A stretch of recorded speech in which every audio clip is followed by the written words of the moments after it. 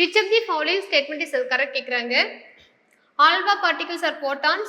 Penetrating power of gamma radiation is very low. Ionization power is maximum for alpha rays. Penetrating power gamma radiation is very high ன்னு கேக்குறாங்களா. First பாத்தீங்கன்னா வந்து alpha துகள்கள் என்பவை போட்டான்கள் அப்படின்னு சொல்றாங்க. Actually பாத்தீங்கன்னா இது வந்து protons and neutron. Proton, neutron. So first statement தப்பு. செகண்ட் பாத்தீங்கன்னா காமா ரேடியேஷன் உடைய பெனிட்ரேட்டிங் பவர் வந்து இப்போதான் நம்ம பார்த்தோம் இல்லையா, அதனால தான் பாத்தீங்கன்னா நமக்கு என்ன வருது ஜெனட்டிக்கலா வந்து டிசார்டர் வருதுன்னு பார்த்தோம். ஸோ செகண்ட் ஸ்டேட்மெண்ட்டும் ராங். ஃபர்ஸ்ட் அண்ட் செகண்ட் போச்சு, தேர்ட் அண்ட் ஃபோர் வந்து correct. Photon photon chain reaction ஓகேங்களா.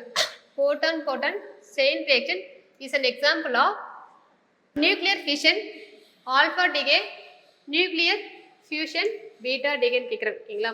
புரோட்டான் புரோட்டான் தொடர்வினைக்கு எடுத்துக்காட்டு பார்த்தீங்கன்னா நியூக்ளியர் ஃபியூஷன், அதாவது அணுக்கரு இணைவு.